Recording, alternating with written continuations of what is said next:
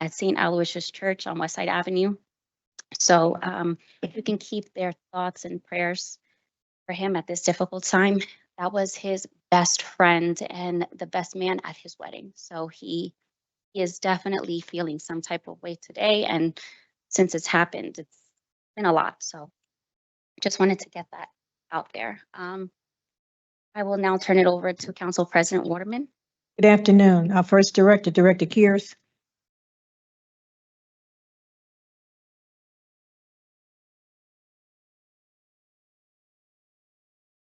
Good evening, good afternoon, President Waterman, members of the council. I have one item before you this evening.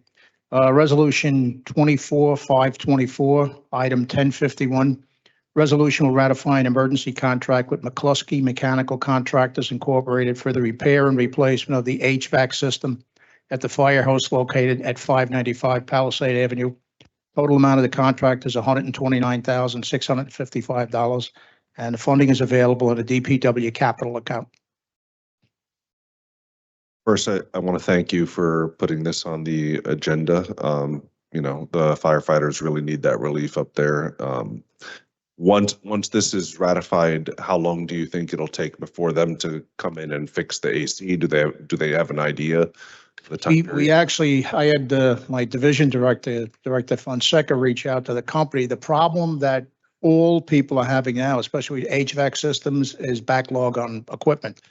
So in lieu of that, we're going to get them portable air conditioning and have that in place until the system's fixed. I would say probably maybe 4 to 6 weeks total. Okay. But they'll have portable air conditioners in the living quarters and their common areas. I want to thank you for your leadership on this. Thank you. Thank you. Asia.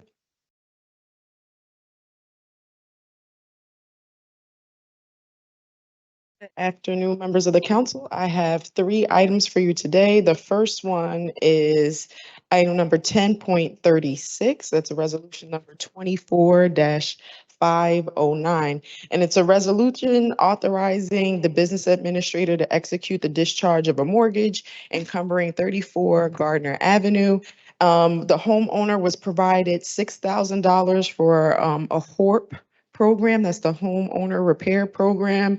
According to the repayment schedule, no payment is due to the city at this time. And with all items being met, we ask the council to approve for the BA to discharge. The second item that I have for you is 10.37. That's resolution 24-510. And this is a resolution authorizing the business administrator to execute the discharge of a mortgage encumbering 645 Ocean Avenue in Jersey City. And this homeowner received $20,000 for our first-time homebuyer program. All conditions for the program have been met and are satisfied. No repayment is due to the city at this time. Asia, this is not one of the 95 files, right? No, it is not. Okay. The last item that I have for you is number 10.38. That's resolution 24-511. And it's a resolution for the municipal council to authorize the award and execution of subrecipient agreements for our summer youth programs under our community development block grant. On April 24th, 2024, via resolution 24-298, the city reserved $100,000 of its CDBG public service dollars to be earmarked for summer youth programming.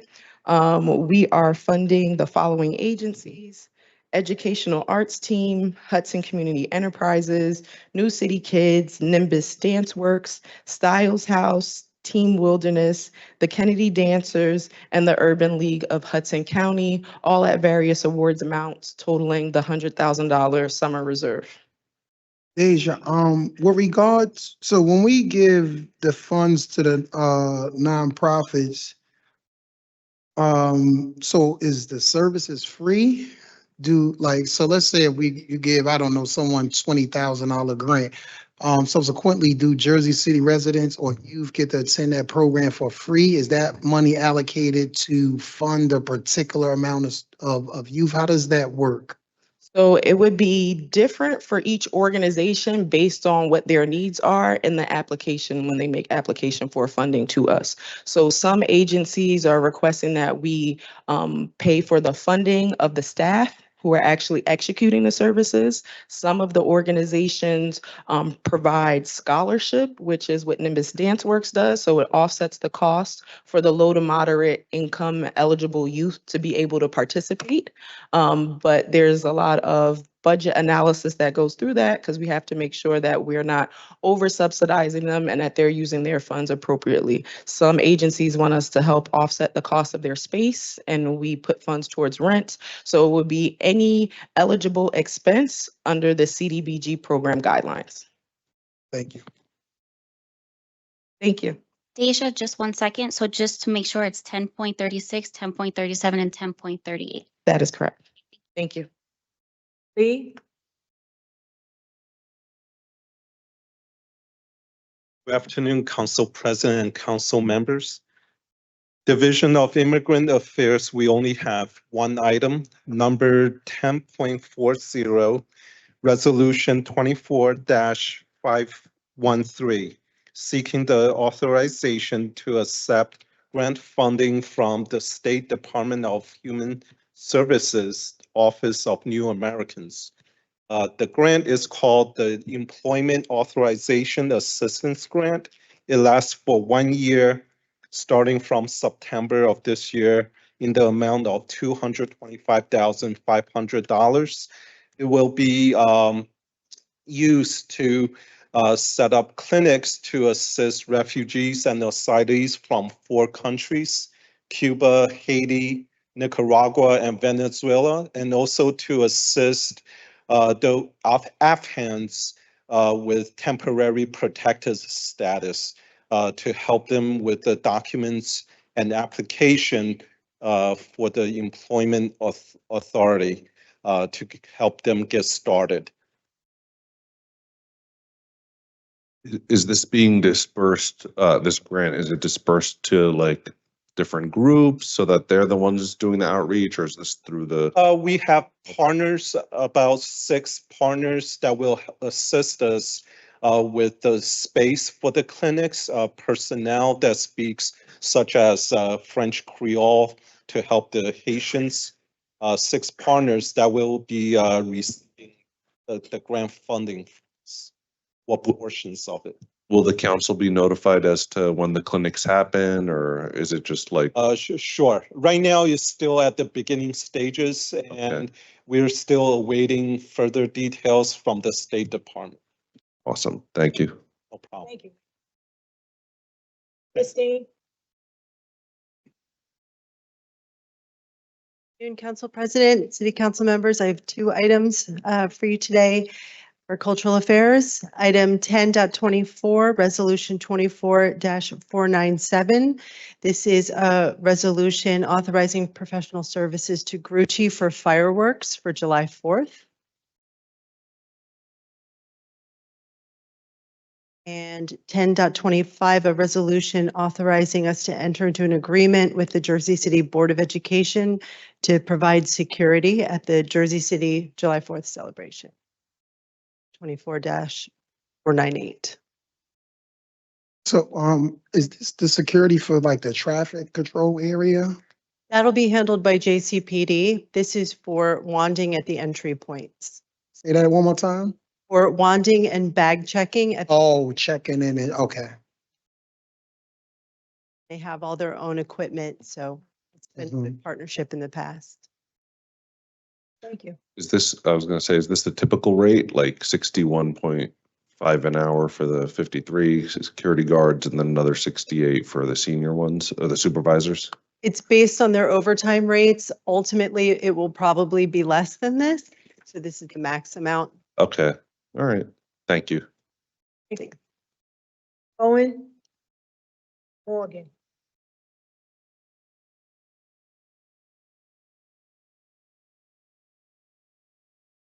Good afternoon, Council President, members of City Council.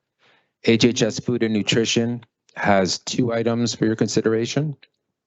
Item 1, Resolution 24515, Agenda Number 10.42, a resolution authorizing the award of a contract to Whitson's Food Service to provide 2024 summer food service program for the Department of Health and Human Services Food and Nutrition Division. Is this the vendor from last year? Is it the same vendor or a new vendor? No.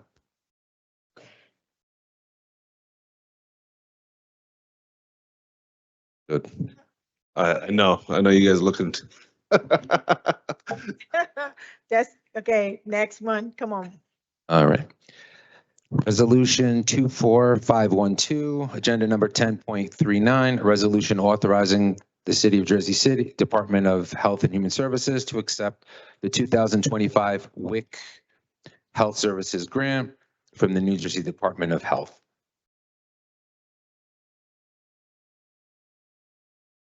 Thank you.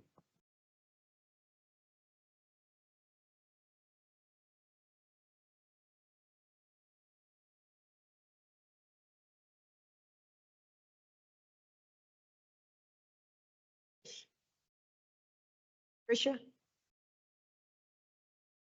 Not here? I did, I saw her, unless she had to go down. Laura? If something happened.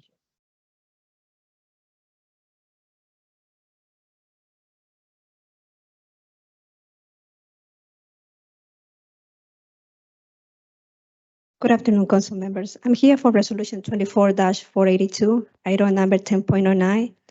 A resolution to cancel 11 months of the 2023 added assessment on the block 9606, lot 1, qualifier C0402, and due to the erroneous assessment. The subject property was renovated and have a 5-year tax abatement from 2018 to 2023 in the amount of $25,000 in assessment value. In 2023, the taxpayer filed a county board appeal and the abatement was removed. In 2023, the city erroneously charged the taxpayer 11 months of the tax abatement amount. Therefore, I'm requesting the city council to authorize the tax collector to cancel the 11 months added assessment in the amount of $514.94. Thank you.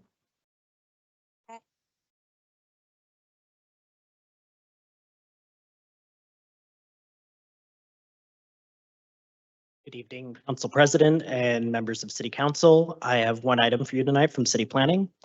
That is agenda item 10.53, resolution number 24526, a resolution of the City Council designating a portion of scatter site study area 5 as an area in need of redevelopment, the power of condemnation pursuant to the local redevelopment and housing law. Several months ago, Council passed a resolution directing the Planning Board to study 10 properties located in Ward E that were in a vacant or dilapidated state for eligibility to be designated as an area in need of redevelopment. The Planning Board found that all properties met the criteria. However, since the passing of the original resolution, one property located at 391 First Street had begun redevelopment and reconstruction of a new apartment building. Therefore, council recommended the exclusion without prejudice of that property. This resolution will designate the other 9 properties as an area in need of redevelopment with the power of condemnation. Quick question, what's the difference in permitted use between the 1 versus the 9?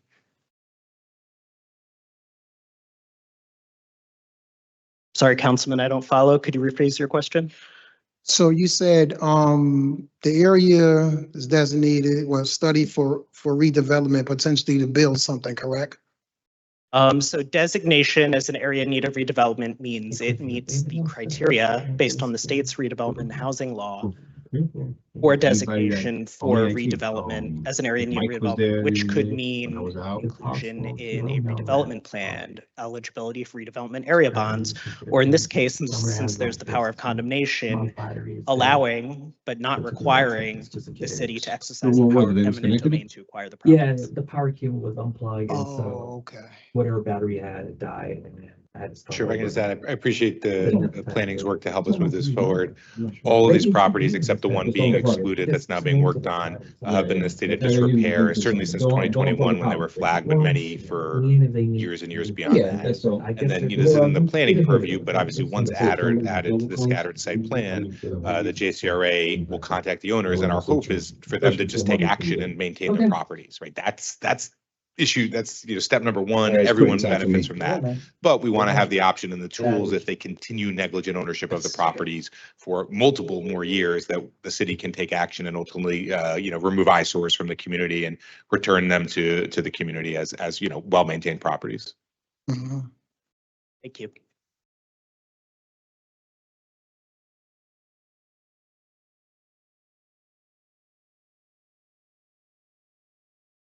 Okay, hi, council. We have two ordinances, but I'm going to start with agenda item 3.2, ordinance 24-057, an ordinance of the Municipal Council of the City of Jersey City adopting amendments to the Louis Munoz Marin Boulevard redevelopment plan regarding use and bulk standards to District 2 of the redevelopment plan and other associated standards. So the title does a good job here of telling you what this is all about, but this is regarding the embankment, and in the first block of the embankment between Manila and Marin. This amendment before you allows for 3 different options to facilitate the redevelopment of that block, and requires the conveyance of the other portions of the embankment that would fall under the same ownership claim to convey those to the city. It also includes some other community benefits with regard to that development. So a 30-foot setback for right-of-way related to continuing that down the embankment, a stairway, an elevator to get up to that height, and the potential for a bridge to the next block west under one of the options.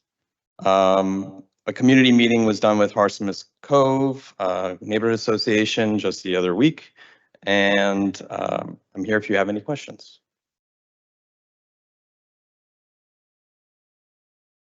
So I have an addition, not a question, but thank you again to City Planning. They did a lot of work to bring this forward, and I had a chance to meet with most of the colleagues to update them on this as well.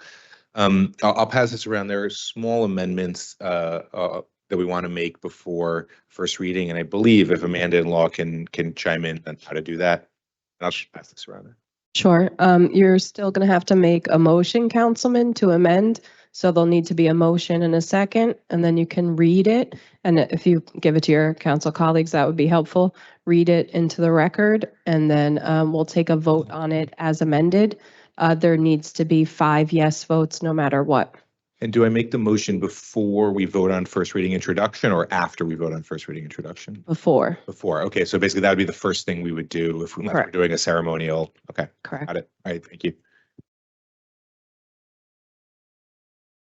No other questions? We'll move on to 3.1. And my director, Tanya Marion, will take the lead here, and I will support her as I can. This is ordinance 24-056.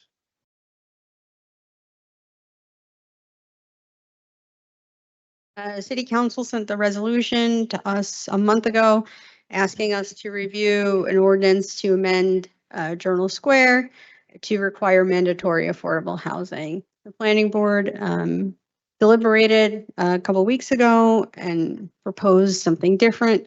I'm going to go through some things with you if you're good with that. I think we need a little bit more of a solid base. So first of all, let's talk about mandatory affordable housing, right? So case law has made it really clear that, and including the Fair Housing Act has made it clear that you need some kind of compensatory benefit. That's what the word is. But it's also the word saying, if I'm going to require affordable housing, I need to make sure that the developer has a reasonable and realistic opportunity to create that. Because sometimes, and what was happening that towns were doing mandatory affordable housing to kill development. So that's why that kind of reasoning exists. So when we looked at the affordable housing proposal that was given to us, we took an analysis of the accommodations. So we used the word accommodations as to say, this ordinance requires affordable housing, period. The second you have 30 units. So there's no trigger. The trigger is 30 units. Once you have 30, you're required to do affordable housing, and that matches the IZO tier map. So 10% or 15%, right? If you think about Journal Square, you can think about a series of circles that just get bigger. The core, we refer to as zone 1. That's right on top of the path. Zone 2 is the air that's above the train. So it doesn't really mean anything, not right now. Zone 3 is, kind of right next to that. 4, 4A, 5, you get the point. The further it goes out, the bigger the numbers go. The accommodation that was recommended in the councilman's was to do number of stories based on the units that were required. So the second you have 30 units, you're required to do 3 affordable, 10%, 3. If you were required to do 3 units, you got X amount of stories. And I believe the highest amount of stories was 5, right? So whatever requirement, you would have gotten an additional 5. So our team did an analysis based on existing approvals of what that would look like realistically. And what we had found was that it wasn't possible to actually accommodate the amount of affordable units within the site when you're capping it at 3, 4, or 5 stories. And we did it based on a ratio. Just to say that if you required 1 affordable unit, how many market unit were you getting or whatever to accommodate, offset that affordable? In some of the instances, it was 1, and in some of the instances, it was less than 1, which shows us that it's not reasonable, but more or less not realistic, right, to actually create affordable housing. So the more equitable way to do it was square footage, right? So Journal Square does not have a density standard. You can fit however many units that you can fit in that building based on what the envelope requires. So using square footage is actually kind of the cleanest way to do it as well within Journal Square. So our first recommendation was to use square footage. Within that, within the analysis that we did, and it's in your packets, it's in the agenda, you can see that we estimated 5,000 square feet for every 1 affordable unit, giving us on average, right? So sometimes it was lower, sometimes it was higher, 3 market to 1 affordable, which we believe is creating a realistic opportunity to offset the cost of that affordable. Because remember, it's not apples to apples, right? That affordable unit can be in a unit that 30% AMI or below and 3 bedroom, and your market may just be a studio. The market's whatever it is that you can put in there, right? That was our first recommendation. Our second recommendation was based on the exemptions. So again, 1, 2, 3, 4. The councilman's exemptions were to exempt zone 4 and 4A. So in order to be consistent, we recommended that 5, 6, 7, and 8 also be exempted. Again, as I was saying, these are zones that are on the periphery of the plan, and they're actually adjacent to those lower rise, lower density neighborhoods. We got some pushback. And so in our response to that, we did an amendment at the hearing that just said, here's our opinion. Our opinion is that you cannot be arbitrary in what you exempt. You can't say affordable housing here, no affordable housing here, affordable housing here. When zone 4, 5, 6, 7, and 8 have very similar bulk standards, doesn't really kind of make any sense. So either you exempt 4 through whatever, or you don't exempt 4 through whatever. But either way, you do it clean, so it's not arbitrary. The planning board heard our opinion on that and decided that there should be no exemptions, and that all of Journal Square should be required to have mandatory affordable housing. In that event, what we recommended, still the 5,000 square feet, but a height cap limit. So in zone 3, you're going to be allowed to have 26 stories. That's what the zoning is today. we gave a cap of 20 stories based on the accommodations. In zone 4, where we recognize that it's a lower rise zone, the cap right now is 6 stories. So we gave it additional 10-story height. There's just so many numbers in this, even I get confused many times. If you think about it, you get an extra 20 stories in zone 3, 10 stories in zone 4, that's the cap. And so what you have before you, the planning board recommendation, first of all, it cleans up the ordinance. So it takes a lot of repetitive things, like there's some language in there that mimics 187, 188. We just cleaned a lot of that stuff up. We cleaned up a lot of definitions that were also cleaned up within the land development ordinance that you guys passed last year. And the recommendation, of course, is the square footage for the accommodation and the no exemptions. Yeah, so you said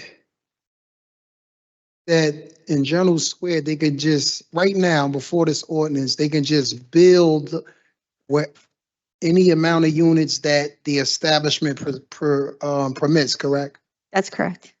So, but at any point, will it trigger the IZO or no? So you trigger the IZO in Journal Square based on a setback variance. So for example, you see it a lot, corner lots. Yes. They're actually required to have like a rear yard setback, but for the most part, they build all the way out, right? And because there's building within that setback, that part of that building is 5,000 square feet or 5 units or more, the IZO is triggered. That's how the IZO gets triggered, at least within Journal Square. Oh. Yeah. So what doesn't work in Journal Square is the affordable housing overlay, right? Because the affordable housing overlay is that tool that kind of allows the release of density. So it doesn't, there's no, carrot, so to speak, in Journal Square that works. Is there, Learning some things. I know Councilman Boggiano's supportive of most of what the planning board and, planning department has put forth. I know he has some issues with 4 and 4A, those areas not being excluded because he is worried about, let's say, going 16 stories, 18 stories.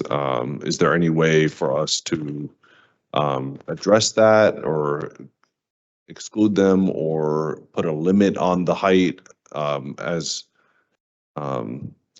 that was Boggiano's position? I know he's not here right now, but just wanted to address it.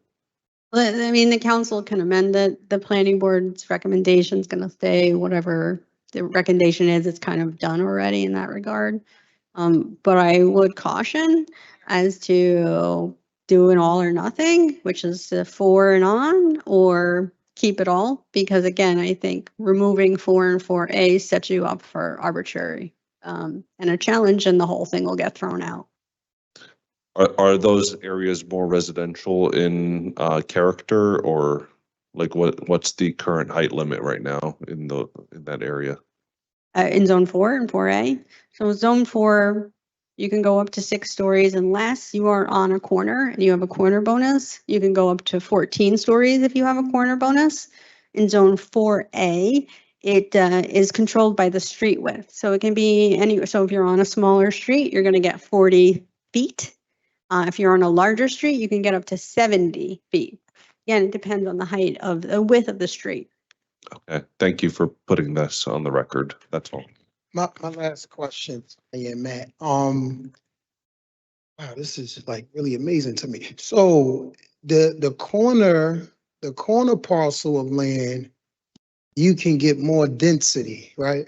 Or you can go higher, you get more stories, because you said typically it was 8 in the example you used, the use of, but you said on a corner it could go up to 14. Yep. So Journal Square has bonuses written into it. And they're corner bonuses, office space bonuses. So like if you drive to the end of Baldwin Avenue at 139, those 2 buildings that went up, they actually utilize the corner bonus and they're 14 stories. old gas station.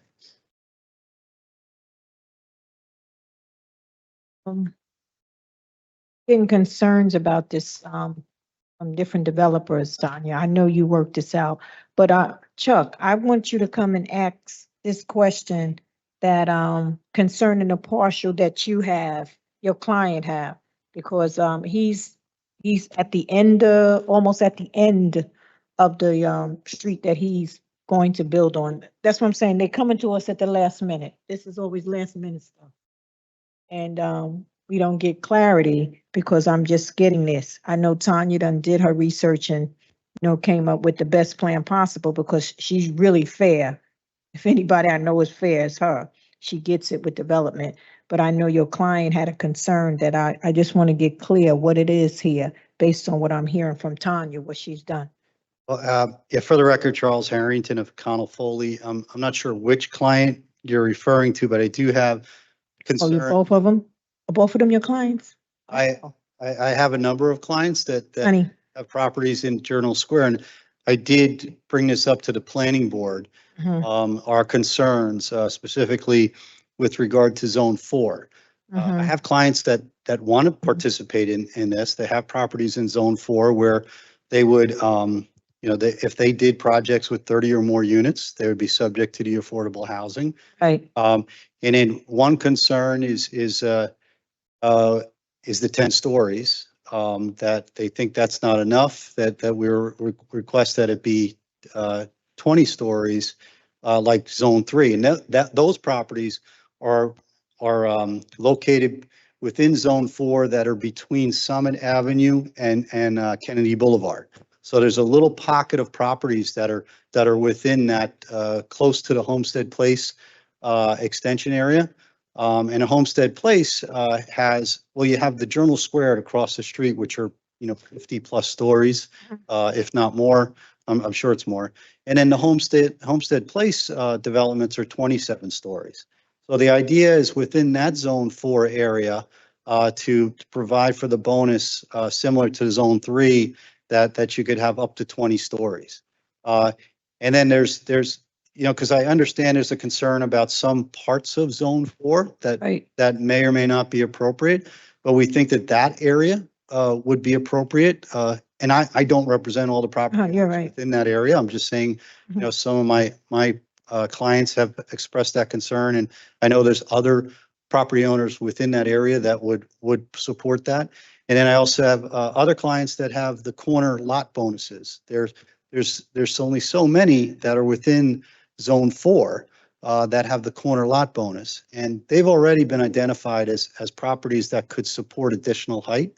So this may be, we think it's an appropriate opportunity to provide similar, another, maybe it's 10 stories, 20 stories for the corner lot bonuses. They're already getting, additional height. But if they do the affordable housing, it provides a greater opportunity to create the affordable housing on those lots that have already been identified as additional height properties. So my thought on my clients, those properties, maybe you can carve them out and add them. But again, I don't dismiss the concerns of Tanya that there is an arbitrary and capricious issue out there that could blow this whole thing up. Yes, it can.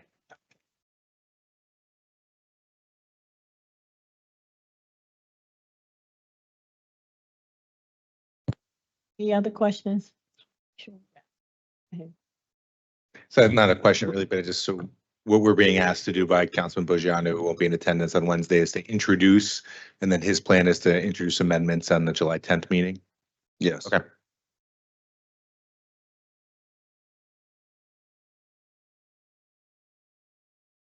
Oh, he could introduce Let it. me ask you something. Let me ask the law department, okay? Let me ask you something. If we introduce it, okay, because, councilman is not here. Let's say the changes that he wants to make is a substantial change. This has to go back to the planning, right?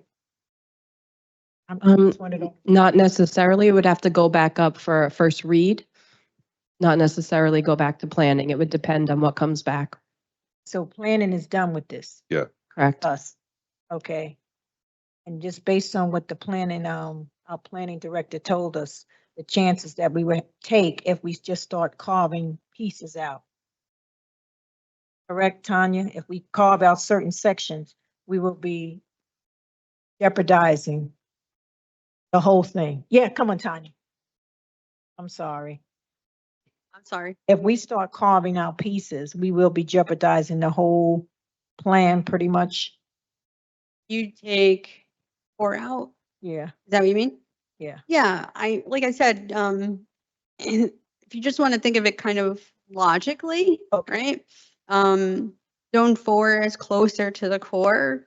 So we always say the core, which is again the path. That's where we think the more density is reasonable. Uh-huh. So to say the property that's closer to the path should be exempt because we don't want additional density or height, but the properties that are further Correct. we're fine with. The logic doesn't exist, right? So you just have to Right. be able to give a logical analysis. And that's what we did when we looked at them. We were just looking to create an analysis that was logical. Mm-hmm. Okay, thank you. And just to be specific, the state law does call for, if the council does make an amendment that is going against the recommendation of planning, you need to place those reasons on the record. Thank you, Tanya. Yes.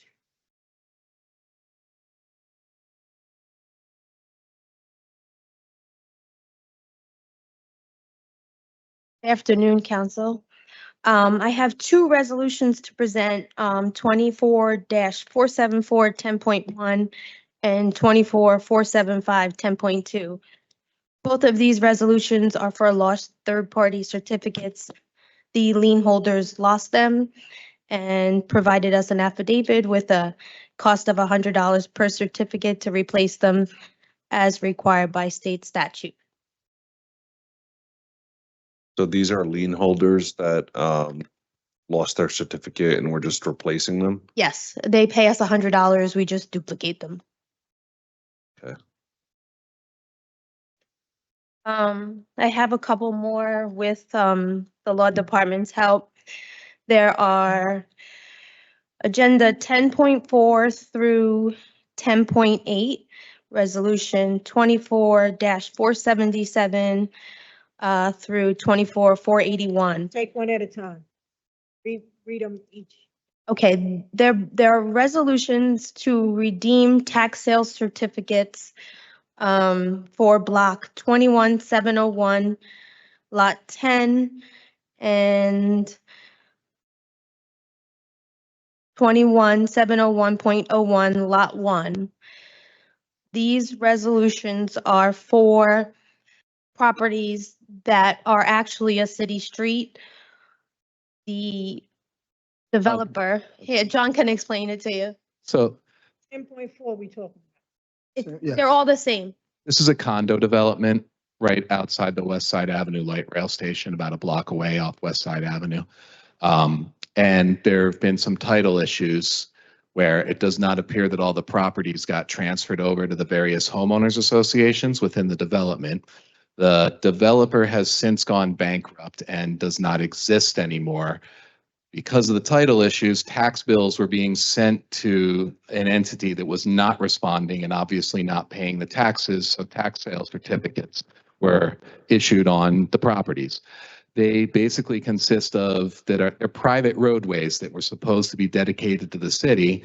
The problem was the way they were designed, they are not up to spec to be dedicated as public streets. So they've remained as private streets, but they need to be used, obviously, by the people that live there.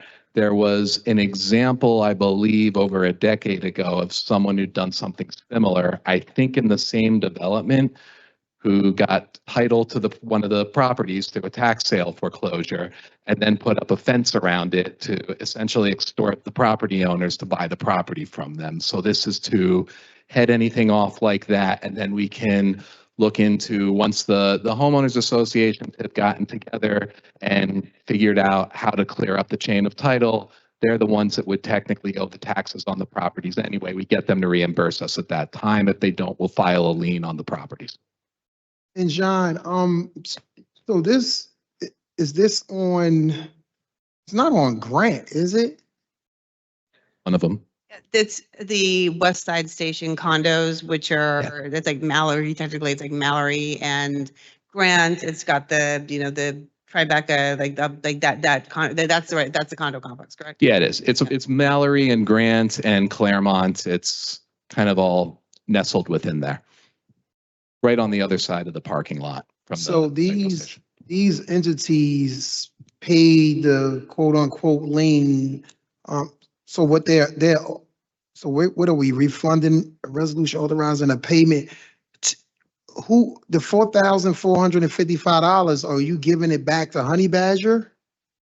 So they're foreclosing, they're trying to foreclose on the property and they want to put a fence around it. So in order to stop that, You're gonna pay them back. we have to pay them back. We have to redeem the certificate. So at what point, like, so this money is not, I'm confused. So is this money not collectible? No, so what usually happens is you collect the taxes from the entity that owns it because that ownership entity essentially doesn't exist anymore. They didn't pay the taxes. So we put the tax sale certificate up, which means someone else paid the taxes on the property. In this case, Honey Badger is the one that you're talking about. After 2 years, if the property owner has not reimbursed them for the taxes that they paid, they can foreclose on the property and get full ownership of the property. Now, we're trying to prevent that from happening just so we don't deal with a scenario where someone might try to extort others out of being able to use their properties and buy the property off of them. I'm not saying Honey Badger would do that. I'm not sure any of the entities that are involved in this have shown that type of behavior before. We're just trying to head off any risk. I guess the bigger question is, how do we sort this stuff out? Right. So going forward, it's really not on us to sort it out. It's going to be up to the homeowners associations. They're going to need to handle this through the courts to get title to the property. We can do this once, but they're now on notice going forward. If they do nothing about it, then they can deal with what comes their way. Okay.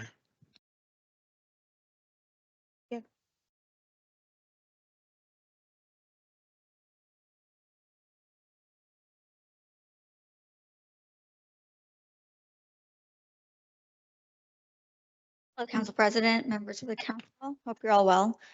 I have several items for the Department of Infrastructure. The first one is Agenda Item 3.4, Ordinance 24-059. It's an ordinance designating reserved parking spaces at various locations throughout the city.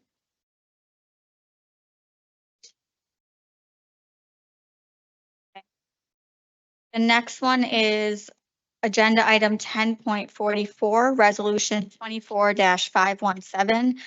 It's a resolution authorizing a second amendment to the contract with Easton Architects in relation to Reservoir 3. This is specifically for the design, development, and construction documents of the historic structures that are located within Reservoir 3.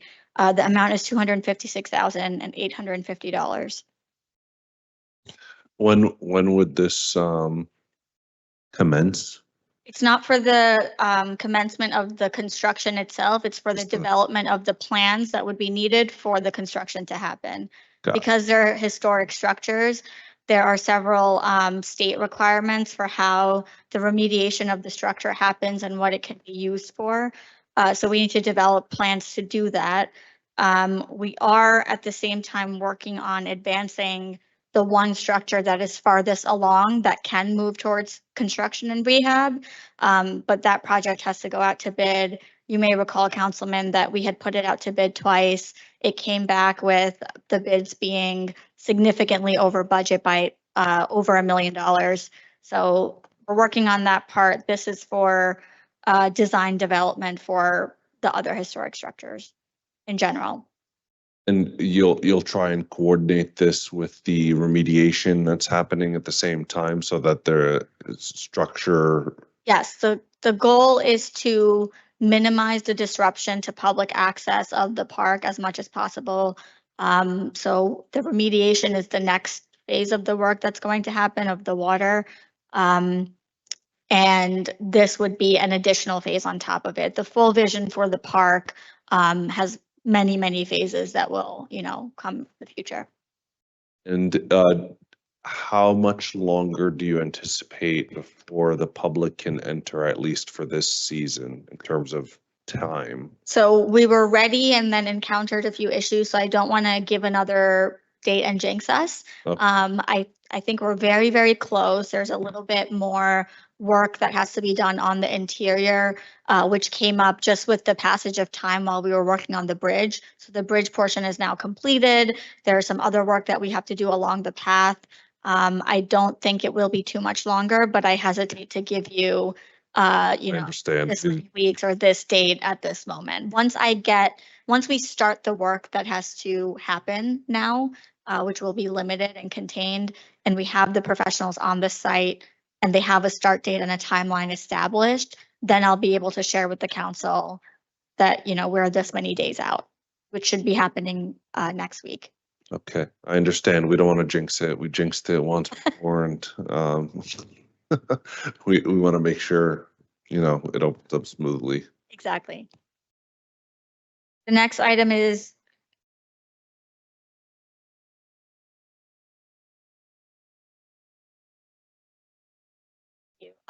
so clarification from Brian Weller, it's not an extension of the contract amount, which is the $250,000. It's just an extension of the time period that we are in contract with the consultant. Thank you. That's an important distinction. Okay, the next item is agenda item 10.45, resolution 24-518. This is a resolution with Suburban Consultant Engineers in connection with the design development for City Hall Park, which is also under the Division of Architecture. And this is just to extend our work with the consultant who is working on this project, on the development of the design for this project. Okay, the next item is 10.46, resolution 24-519. This is a resolution ratifying a professional services agreement with Endpoint Environment and Infrastructure. That is a professional consultant that we have been using for oversight and management of the remediation that's ongoing at G site. That's at Garfield and Caven Point Avenue, where there has been historic contamination on the site. So this is required by a consent order that the city entered into with PPG. So this is just a continuation of that work with this consultant Endpoint. Okay, and then the last one is agenda item 10.47, resolution 24-520. This is a resolution authorizing a contract with Schichtel's Nursery for the supply and delivery of trees for various locations throughout the city in the amount of $139,000 to $139,250.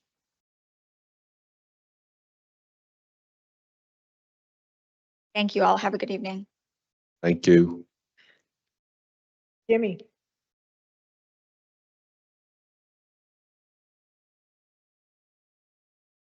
Council members, presenting item 10.49, resolution 24-522. One item on tonight. It's a resolution to exercise the city's option to renew the city's non-management employee life insurance contract. The cost for the year is $298,300 and it is set to expire on June 30th of 2025. Can I get life insurance, or I mean, we just put it in the pop-up bike lane, so. Any questions? For retirees. Okay. Thank you, everybody. Let's see if anybody have questions. SID budget. Oh, downtown, historic downtown. 10.32 and 10.33. Second reading of our budget for 2024-25. How has been the expansion of the boundaries for historic downtown? Like, have you been able to accommodate? I know you guys did like a pilot run before to do it, but any hiccups or? I think everyone is happy. Healy's sees a huge difference down on Newark Avenue. They're really, they say it's really clean down there. They don't have to hire someone to clean the front of their business. And they weren't expecting, everything that we're giving them. Okay. And we have banners up there, landscaping. Thanks, Ray. Thank you. Thank you. Keep up the great work. Stacy. Down. Okay, take it from the top, Amanda. Huh? Oh, you with Stacy? Oh, come on, you could, yeah. I'm not going to present all of Stacy's, but I am going to be doing 1041. This is a resolution authorizing the health department to accept grants from the New Jersey Association of County and City Health Officials. The total is 168,000. This is the final installment of what is just under a $5 million grant. Okay. Stacy. So you and Stacy. Can you state your name, please? Yes, I'm Brooke Hansen. You in the health department? Oh, wow. You were the murals person before? Yeah. Yes. Is our Chief of Administrative Services. For those that remember years ago when Margaret was in that role and then it became Paul Kate. Paul Kate became the Division Director of Disease Prevention after Inez retired, and Brooke is making sure all administration is on point. Excuse me? Who's dealing with the murals? I'm just curious. Yeah. The mural department. Who took over Brooke? It's Brooke's position is, I guess, unfilled at this time and No. not part of my department. No, since she's up here, we didn't know. So I think there was an org chart meeting today. Oh, we didn't know, so since Brooke showed up, Yeah. we know what Brooke does. And great she work. was asked, for Health and Human Services. Yeah. We just figured we should ask now. Yeah, Brooke joined us in February. Oh. Council President, it's a funded position that's vacant at this point. Okay. Yep. That's what we want to know. Can we get someone? Looking for all the vacancies, that's why, okay? Go ahead. I'll happily send you my list of vacancies. If you know any nutritionists that speak another language, I can use them. I am here to present to you 792-797, resolution 10.3, resolution 24516. And it's a resolution authorizing the City of Jersey City, the Department of Health and Human Services to accept funds from Janssen under the National Opioid Settlement. So as you know, over the next several months, we'll be continuing to receive additional funds through opioids. This particular opioid settlement, every other settlement, I coordinate with the Department of Recreation and Youth Development to ensure the Municipal Drug Alliance gets funding and other youth organizations doing opioid prevention work that's not necessarily under the guise of the health department, but is health adjacent. Questions? Thank you. That's it. That's all I have. Take it from the top.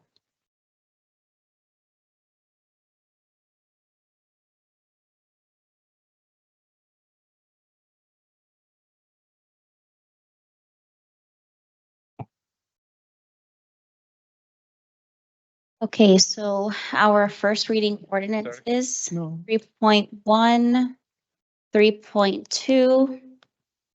Those were spoken on. We have item number 3.3, ordinance 24-058, an ordinance authorizing the accusation by purchase or a condominium of a portion of a private easement located between City Block 9905, Lot 9, and a portion of Block 9906, Lot 1, that transverses the Brunswick Community Garden. I can briefly explain this one. So it's a little complicated, so give me a minute. You're both pretty familiar in, certainly I know the downtown version in a couple other places, but in the section of downtown, we have the alleyways in the back of the properties. So those alleyways, based on analysis that the law department had done, are kind of private. So they're not public the way streets are. They're private. They're, owned by the neighboring property owners. And there's a private easement so that people can go back and forth if you live on the block.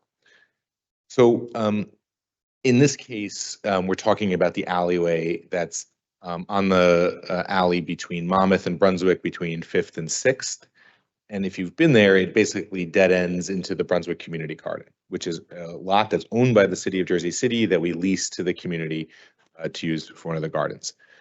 So we've leased that specific lot to the Brunswick Community Garden for 27 years.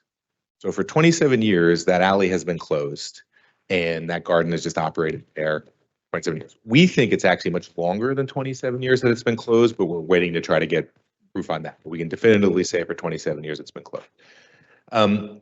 Recently, a real estate developer who is developing one of the other adjacent properties on the alleyway basically requested that the city reopen the alleyway. So basically remove a portion of the community garden and reopen the alleyway so it can go. And, our response is basically, look, if that garden's been there for 27 years, when you purchased the property, you knew it was there. It's not like it happened 6 months ago, right? It's been there for 27 years.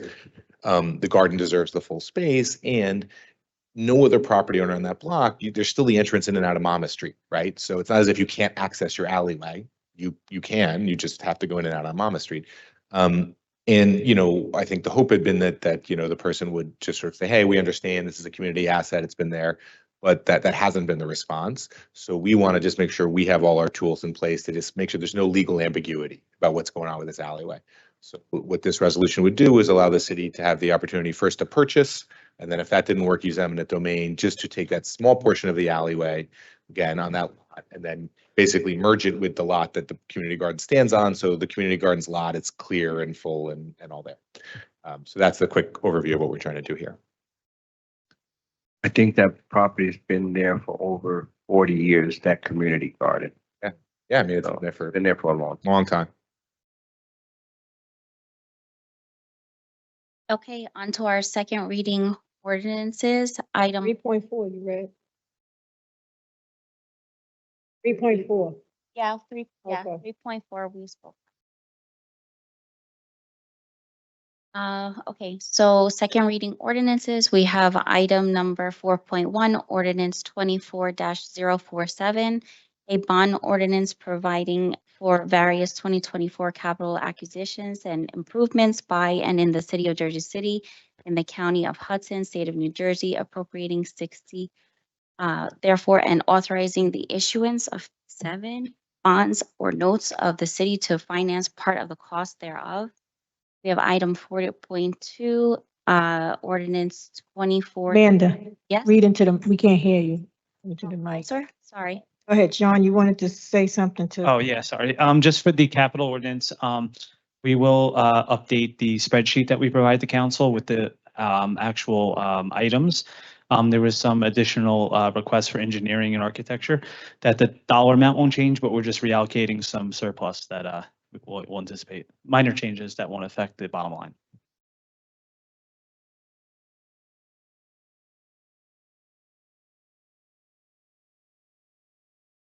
Okay, item 4.2, city ordinance 24-049, an ordinance amending chapter 188, housing accommodations and affordable housing compliance.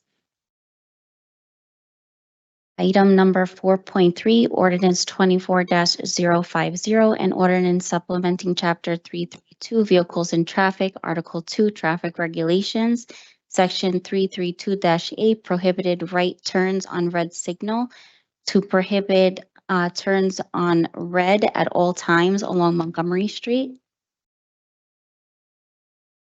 Item number 4.4, city ordinance 24-051, an ordinance supplementing chapter 332, vehicles and traffic, article 2, traffic regulations, amending section 332-9, stop intersections to designate the intersections along Griffith Street as a multi-way stop controlled intersections.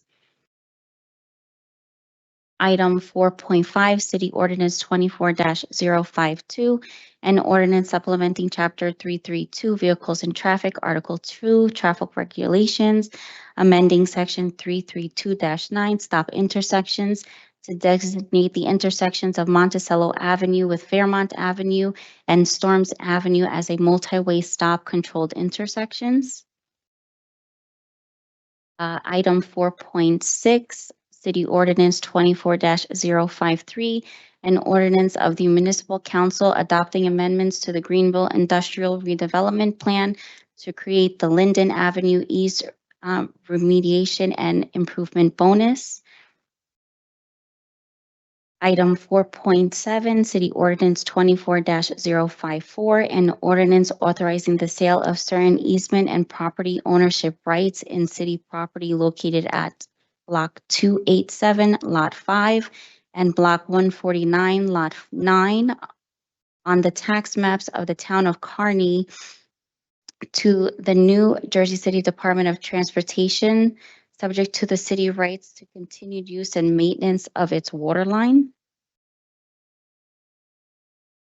Item 4.8, City Ordinance 24-055, an ordinance amending Chapter 218, Multiple Dwelling, Section 1, Uniform Security Service, and Section 1.1, Security Service for Senior Citizen Housing, Housing for the Disabled, mandatory of the Jersey City Municipal Code. That completes our second reading ordinances. There will be a public hearing on the 2024-2025 Historic Downtown SID Assessment Role and Budget. Public hearing I have on the agenda, there said 7. I believe before I came upstairs, there were about 26 on the agenda so far. We have petitions and communications. Item 6.1 to 6.42. Do we have any question or comments on item 6.41 to 6.42? Man, you can just go to resolutions. Just, yeah, take it from resolutions. Take it from the top 10.1 resolutions. And just speak, if you could speak a little louder, it's hard to hear over here. Oh, I'm sorry. Appreciate it. No, thank you. Thanks. Okay, so per the BA, we're gonna go straight to resolutions. 10.1, 10.2 were spoken on.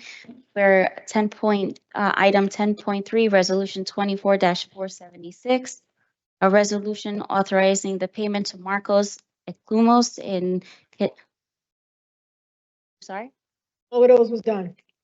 10.3 was also spoken on? Yeah. Yeah, it's included, but she actually started from 10.4, so she made a mistake. So, but that's included in the All other. the way up to 10. Okay, so then we went, yeah, to 10.9. Okay. So item 10.10, resolution 24-483, a resolution honoring the 10th anniversary of the Salvation Wellness. Item 10.11, resolution 24-484, a resolution of the Municipal Council of the City of Jersey City honoring the president of St. Peter's University, Eugene, on the occasion of his retirement.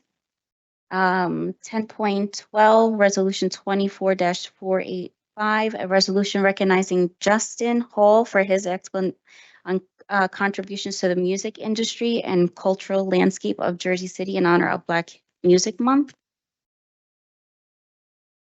10.13, resolution 24-486, a resolution recognizing Michael DJ Dub Tucker for his outstanding contributions to the music and cultural heritage of Jersey City in honor of Black Music Month.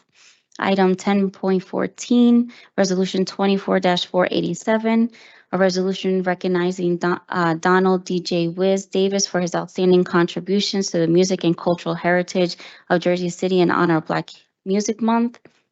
Item 10.15, resolution 24-488, a resolution recognizing Gerald Alston for his extraordinary contributions to the music industry in honor of Black history. In light of these are like duplicates, just different people. So The honorees for the Black Music one is 10/12 through 10/22. And also, huh? Yeah, and also, I'm a motion to add one more. I missed one more, for another individual. Let her read them, so you won't mix up. Read them, Okay. and we'll follow that way. Do you want me to continue reading them individually, Council Let's President? say their names individually and just say, music, Black History Music Month. That's it. Okay, so like Councilperson Gilmore was saying, items 10.12 to 10.22 are all in honor of Black Music Month. 10:15 is Gerald Alston. 10:16 is Double X Posse. 10:17 is Paul Kaiser. 10:18 Susie Q. 10:19 Kendall Bass. 10:20 Sahara J. 10:21 Sam Black. 10:22 Mr. Low Cash. And up to item 1023, resolution 24-496 is a resolution calling on the New Jersey State Legislature to enact legislation banning the use of algorithmic systems to set the price and supply of rent dwelling units. 10.26, resolution 24-499, a resolution appointing individuals to the Women's Advisory Board of the City of Jersey City.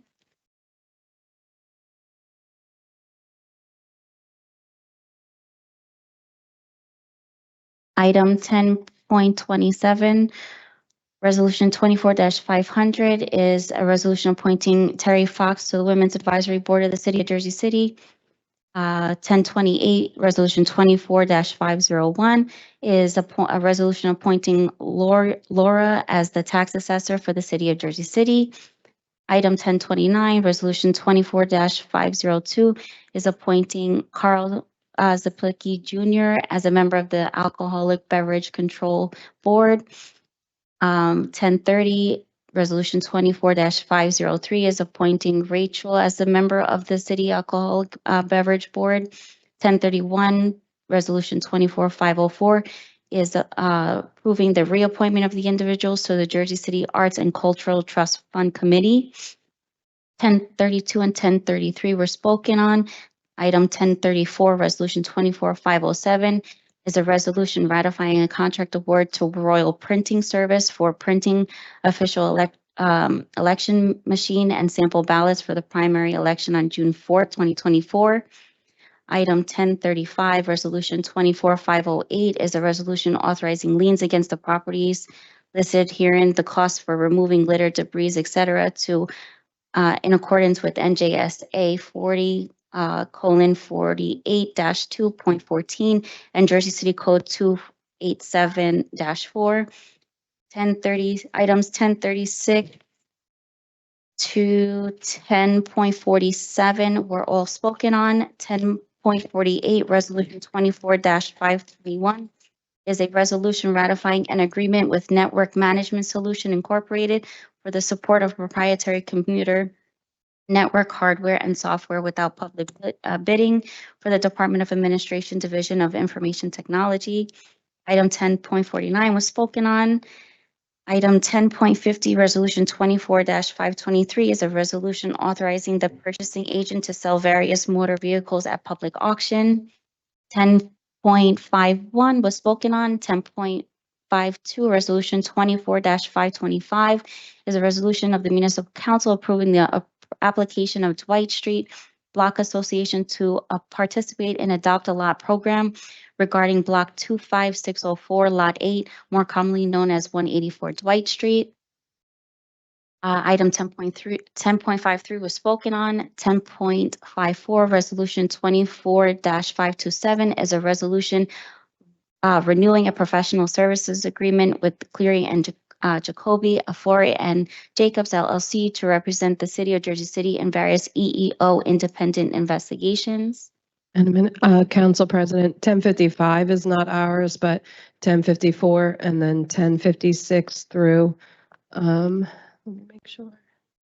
Through 10:64 hours, and I sent an email earlier today explaining, and if anybody has any questions, they can ask offline. Council President, do you want me to read them into the record? Yes? Yes. Okay.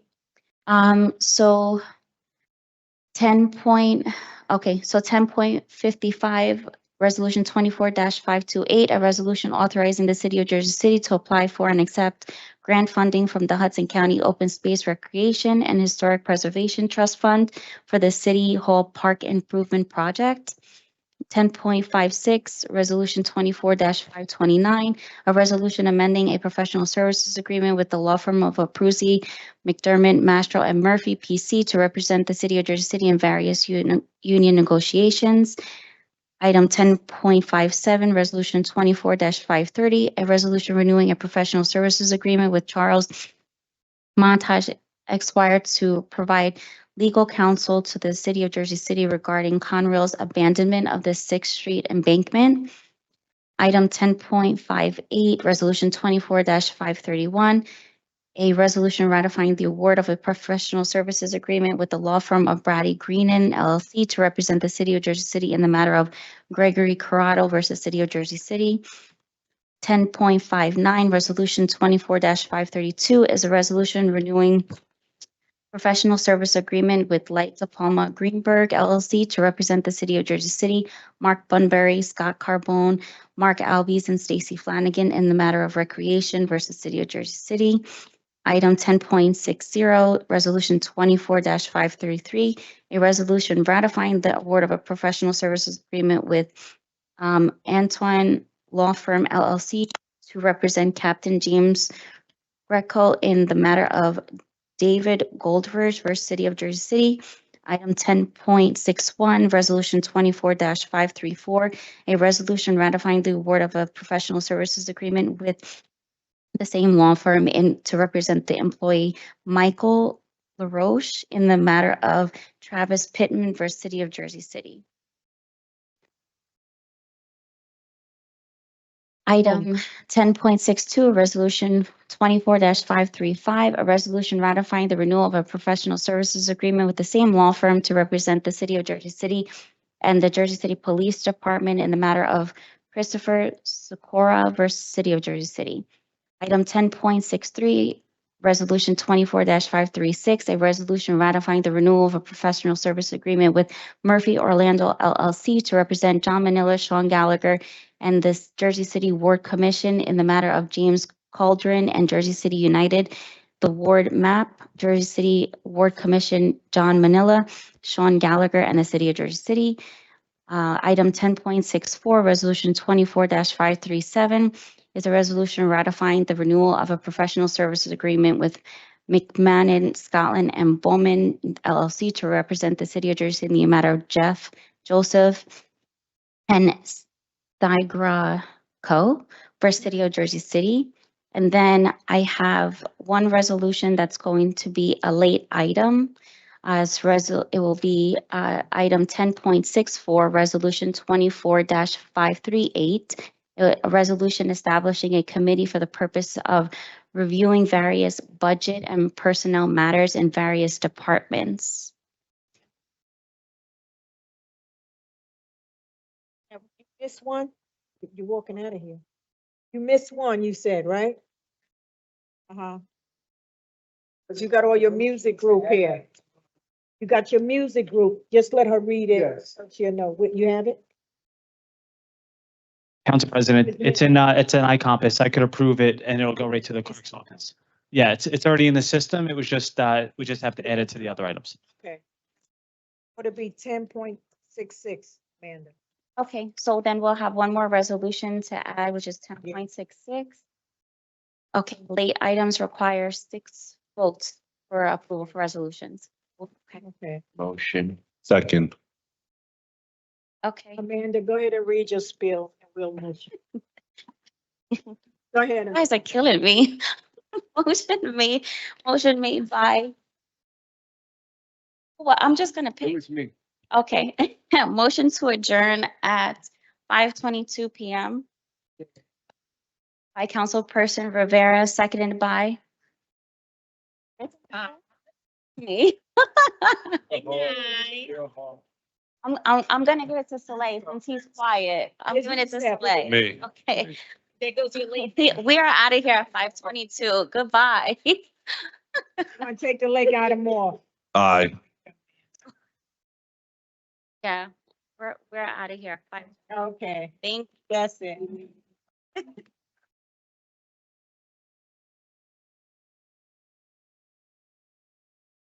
Yes, it's messing with you today, man.